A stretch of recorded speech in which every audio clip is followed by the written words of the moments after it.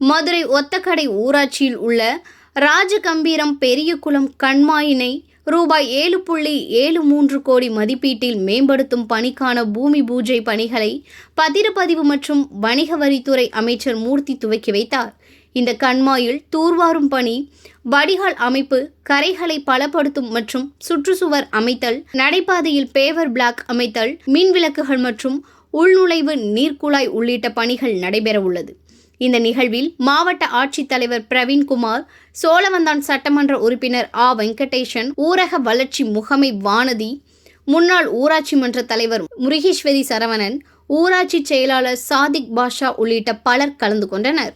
ஏறத்தாழ 7,70,70,73 லட்சம் ரூபாய்க்கு இந்த மக்களுடைய நீண்ட நாள் கோரிக்கை எல்லாமே இந்த சாக்கடை வாய்க்கால் இதுக்கு வந்துட்டு இருக்குது. அதனால் தூய்மை பண்ணாக சொல்லியிருக்கிறாங்க. இதில் முதல் கட்டமாக 7,70 லட்சம் ரூபா முதலமைச்சர் தந்திருக்காங்க.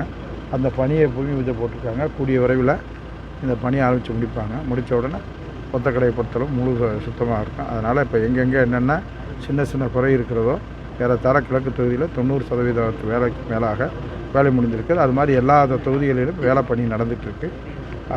அதில் என்ன சொல்கிறாங்களோ அதை நிறைவேற்றுறதுக்காகத்தான் என்ன கேட்குறாங்களோ அதை கேட்டு குறிச்சிக்கிட்டு அதுக்கு என்ன செய்யணுமோ செய்யும்.